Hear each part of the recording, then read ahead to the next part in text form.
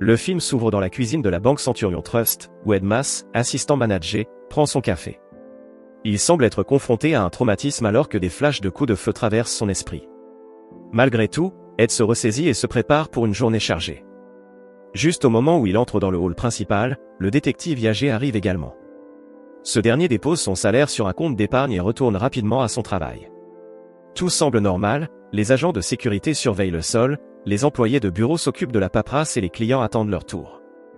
Il est aussi révélé qu'un incendie fait rage dans une usine voisine, d'où le bruit des sirènes venant de la rue.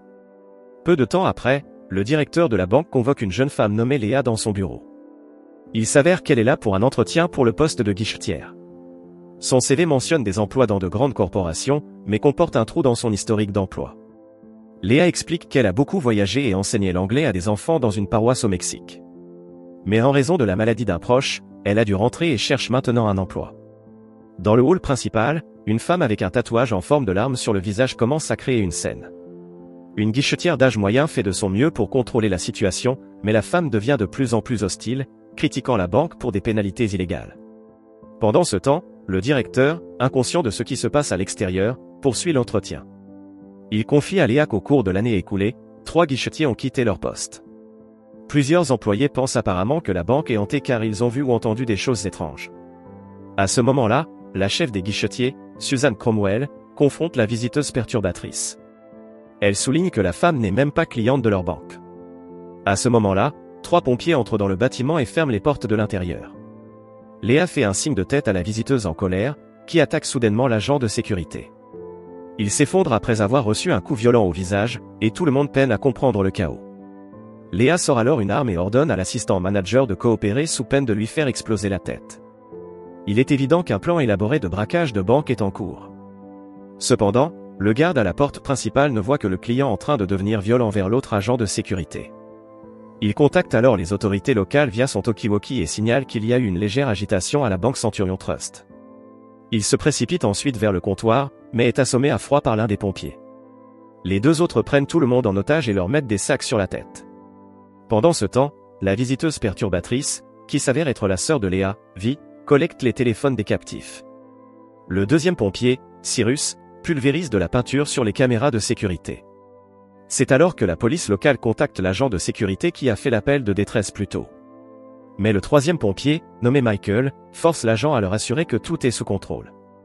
Cependant, le détective Yagé, de service dans un quartier voisin, décide de vérifier la banque. Il est en chemin quand soudain, sa radio émet un message brouillé et incompréhensible. C'est la voix d'un homme qui signale qu'un braquage est en cours à la banque Centurion Trust. L'homme dit que les braqueurs prennent des otages et supplie la police d'être envoyée. À l'intérieur de la banque, le 1er pompier, nommé Kramer, ordonne aux guichetiers d'ouvrir le coffre. Ils hésitent d'abord, mais finissent par accepter de le faire. Pendant ce temps, dans le hall, le directeur de la banque tente de s'enfuir, mais il est rapidement touché au genou par balle. Il commence à se tordre de douleur et à crier, forçant Michael à le rendre inconscient. Michael retire ensuite son masque et commence à soigner la blessure tout en s'excusant auprès de la victime. Il est évident qu'il ne veut pas faire de mal à personne. Dans le coffre, Suzanne ouvre enfin le grand coffre-fort, pour y découvrir une petite somme d'argent. Kramer saisit alors avec colère l'argent, sort dans le hall et crie qu'il n'y a que 70 000 $ ici. Tous les braqueurs sont consternés par cette révélation. Ils ont mis leur vie en danger et blessé des gens pour une si petite somme d'argent. Alors que Léa veut rapidement partir, Vi et les autres refusent de repartir les mains vides. Alors qu'ils se disputent, un otage offre soudainement son aide. Il se présente comme l'assistant manager et prétend connaître la banque de fond en comble. Pour prouver sa sincérité, l'homme révèle l'emplacement d'un bouton d'alarme d'urgence et leur conseille de le désactiver rapidement. Il dit que si la base de données des transactions quotidiennes n'est pas vérifiée avec le code PIN du directeur, l'alarme sera activée.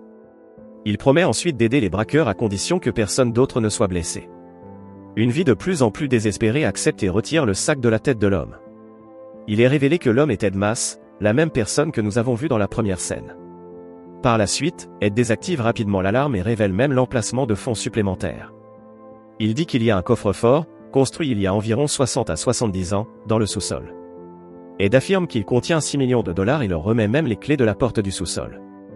Peu de temps après, Vi et Kramer se dirigent vers le sous-sol, demandant aux autres de les surveiller via les caméras de surveillance. Selon leur plan, Michael descendra également plus tard au sous-sol. Il est chargé de créer un trou dans la conduite d'égout de la banque, qui servira de voie d'évasion. Pendant ce temps, Léa escorte Ed vers un bureau séparé d'où elle peut observer les moniteurs de surveillance. Vi et Kramer atteignent également le sous-sol et trouvent la porte menant au vieux coffre-fort. De retour à l'étage, Michael enferme tous les otages dans le nouveau coffre-fort et monte la garde lui-même. Tout le monde reste silencieux pendant un moment, mais bientôt les otages commencent à devenir nerveux. Suzanne prend la parole en premier, suppliant d'être escortée aux toilettes en bas. Pendant ce temps, Kramer et Vi découvrent le coffre-fort, qui possède une immense porte métallique équipée de verrous à roues. Kramer admet qu'il faudra au moins 20 minutes pour le forcer. Vi s'éloigne donc pour explorer le sous-sol pendant qu'il commence à travailler sur la porte. Soudainement, les lumières du bâtiment commencent à vaciller, mais personne n'y prête vraiment attention. Léa demande à Cyrus de garder un œil sur Ed pendant qu'elle va vérifier les autres otages. Elle jette également un coup d'œil à l'extérieur et remarque des voitures de police garées devant la banque. Pendant ce temps, Michael escorte Suzanne aux toilettes, et elle tente d'engager la conversation avec lui. Mais il est trop nerveux pour lui parler et reste simplement debout à proximité. Dans le sous-sol, Kramer travaille assidûment sur la porte du coffre-fort, qui commence à céder. Quant à Vi, elle explore encore le sous-sol lorsqu'elle remarque une silhouette humanoïde dans l'une des anciennes salles de stockage. Ailleurs, Michael est en train de ramener Suzanne au nouveau coffre-fort lorsque Léa l'aperçoit. Elle le réprimande pour s'être écarté du plan et lui ordonne de respecter le programme. Michael descend donc à une autre section du sous-sol pour percer la canalisation qui servira d'issue de secours. En chemin, il croise Vi, qui semble troublée par quelque chose. Elle lui révèle qu'elle a vu quelque chose ou quelqu'un en bas, ce qui l'a mise mal à l'aise. Vi remonte alors à l'étage, laissant Michael préparer leur échappatoire. Quelques instants plus tard, Cyrus prend le relais pour surveiller les otages tandis que les sœurs suivent les progrès de Kramer dans le sous-sol. Il semble avoir réussi à déverrouiller le coffre-fort, mais les lumières s'éteignent soudainement. Kramer, sur le point d'entrer dans le coffre, aperçoit alors deux silhouettes portant des sacs sales sur la tête dans le couloir. Le nombre de ces figures se multiplie à mesure que les lumières clignotent de manière de plus en plus intense. De leur côté, Léa et Vi, qui observent la scène via le moniteur de surveillance, voient une toute autre image.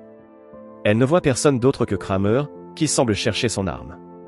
Les sœurs regardent avec horreur alors que Kramer est brutalement traîné dans une vieille salle de stockage. Michael, qui est également dans le sous-sol, entend quelques instants plus tard ces cris terrifiants. Déconcertée par la situation, Léa demande à Cyrus de recompter le nombre d'otages. Les lumières vacillent à nouveau, et la porte du nouveau coffre-fort claque violemment. Cela signifie que les otages ainsi que Cyrus sont désormais piégés à l'intérieur. De manière inquiétante, la porte menant du hall principal au sous-sol se verrouille également. Alors que les deux sœurs essaient de l'ouvrir, Cyrus commence à voir quelque chose d'étrange dans le nouveau coffre-fort. Il remarque une personne portant un masque blanc parmi les captifs, ce qui le pousse à saisir son fusil à pompe. Peu après, un groupe de prisonniers au visage recouvert de sacs sales apparaît de nulle part et s'avance vers lui. L'individu au masque blanc enfonce alors le fusil dans la bouche de Cyrus. De même, dans le sous-sol, plusieurs figures inconnues commencent à poignarder Kramer à plusieurs reprises. Dans le hall principal, les lumières se rallument et Vi parvient enfin à ouvrir la porte. Léa, quant à elle, se rend au nouveau coffre-fort et découvre une scène étrange. Cyrus a disparu, mais les otages sont assis exactement comme avant.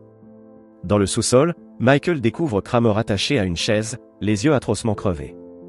Il semble supplier quelqu'un, le suppliant de ne pas faire quelque chose. Mais quelques secondes plus tard, il saisit soudainement sa perceuse et se transperce le crâne lui-même. À l'étage, Léa est en train de confronter Ed lorsque le téléphone se met brusquement à sonner. Elle décroche, et le détective Yagé, à l'autre bout du fil, exige de parler à la personne en charge. Léa répond qu'elle relâchera tous les otages dans 30 minutes si la police ne fait rien de stupide. Elle tente ensuite de déterminer qui a alerté la police et conclut que cela doit être la chef des guichetiers, Suzanne. Suite à cela, Léa se rend auprès de Suzanne et l'interroge sur ce qui se passe dans le sous-sol. Elle veut savoir s'il s'agit de quelque chose de surnaturel ou simplement d'un piège. Bien que réticente au départ, Suzanne finit par se confier et raconte un incident survenu en 1982. Apparemment, un homme dérangé a tenté de braquer la banque et a retenu en otage tous les employés pendant plusieurs jours. Mais la police a refusé de se plier à ses exigences, et le braqueur a alors forcé les employés à s'entretuer. Depuis cet incident, plus personne ne descend dans le sous-sol de la banque, pas même les agents de sécurité. Évidemment, Léa ne croit pas à cette histoire et menace de défigurer Suzanne. Ce moment de tension est interrompu par Michael, qui semble bouleversé. Il informe Léa de la mort de Kramer et insiste pour qu'il quitte les lieux au plus vite, car quelque chose ne tourne pas rond dans cette banque. À cet instant, Vi apparaît également avec un sac rempli d'argent. Léa l'informe rapidement de la mort de Kramer et de la présence de la police à l'extérieur. Elle examine ensuite les billets mais découvre, stupéfaite, qu'ils datent tous de 1982. Réalisant que la situation lui échappe complètement, Léa interroge le garde de sécurité. Elle cherche à comprendre ce qui se passe à l'extérieur et ce que la police compte faire ensuite. Mais le garde lui conseille plutôt de relâcher les otages et de sauver sa peau. Après cela, Léa retourne au bureau où elle avait interrogé Suzanne. Avant même qu'elle ne puisse poser de questions, elle remarque qu'un appel sortant est en cours sur le téléphone du bureau. Elle décroche et entend un appel de détresse. Une voix masculine hachée et indistincte signale qu'un braquage est en cours à la Centurion Trust Bank. C'est exactement le même appel que le détective Yagé avait entendu plus tôt. Pendant ce temps, Michael retourne au sous-sol et termine de découper la canalisation. Il est sur le point de finir son travail lorsqu'il entend soudainement quelqu'un pleurer à l'aide. Michael se précipite vers la source du bruit et trouve une femme blessée sur le sol. Mais à sa grande horreur, elle se transforme soudainement en cadavre carbonisé et tente de l'attraper. Terrifié, Michael n'a d'autre choix que de s'enfuir. Un peu plus tard, Vi descend à son tour et découvre Michael en train de répandre de l'essence sur le sol. Il la supplie de s'enfuir de la banque mais refuse de partir lui-même. Ému, Vi le serre alors dans ses bras avant de chercher la sortie, tandis que Michael met le feu au couloir. Il tente ainsi de bloquer l'accès au poursuivant fantomatique, mais déclenche involontairement l'alarme incendie. À l'étage, Ed dit à Léa que la police sera désormais obligée d'intervenir.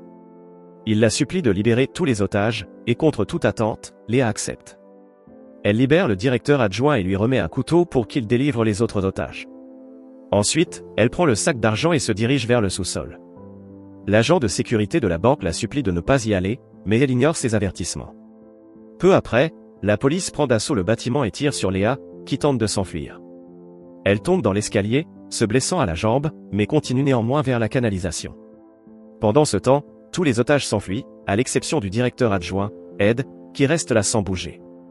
Alors que Léa atteint l'entrée du conduit, elle entend soudainement la voix de Michael et se dirige vers l'ancien coffre-fort. Mais les portes commencent à se refermer et elle se retrouve piégée avec plusieurs fantômes aux têtes couvertes de sacs crasseux. Alors que tout espoir semble perdu, Michael arrive in extremis pour la tirer de là. Il lui ordonne ensuite de fuir et reste derrière pour retenir les esprits. Malheureusement, avant que Léa ne puisse s'engager dans la sortie, elle est attaquée par l'homme au masque blanc et plusieurs autres fantômes. Michael joue alors son dernier atout, il se sacrifie en embrasant tout l'espace environnant. Cela donne à Léa juste assez de temps pour s'échapper par la canalisation. La scène bascule ensuite brusquement au lendemain. Léa roule sur une route de terre en écoutant un reportage radio sur le braquage à main armée et l'incendie à la Centurion Trust Bank. Le reportage indique que tous les braqueurs sont morts dans l'incendie. Peu après, Léa s'arrête en chemin et récupère sa sœur, Vi. Pendant ce temps, au poste de police, le détective Yagé poursuit son enquête. Il examine les enregistrements montrant la mort des braqueurs, où seuls eux sont visibles. Personne ne parvient à identifier le directeur adjoint qui avait guidé les braqueurs vers l'ancien coffre-fort. Les témoins tentent de se souvenir d'un détail sur cet homme qui semblait connaître le système de sécurité de la banque. Mais ils réalisent tous qu'il ne leur avait jamais dit son nom.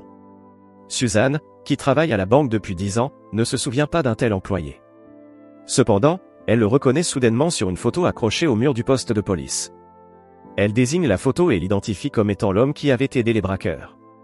Mais le détective Yagé rejette immédiatement son affirmation, disant que c'est impossible. Dans un retournement de situation choquant, il est révélé que cet homme, Ed Mass, était l'une des victimes du braquage de 1982.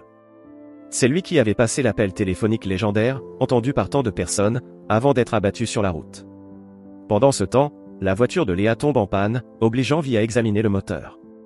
Les deux sœurs essaient de comprendre ce qui se passe lorsque, soudain, l'homme au masque surgit derrière Vi et l'attrape.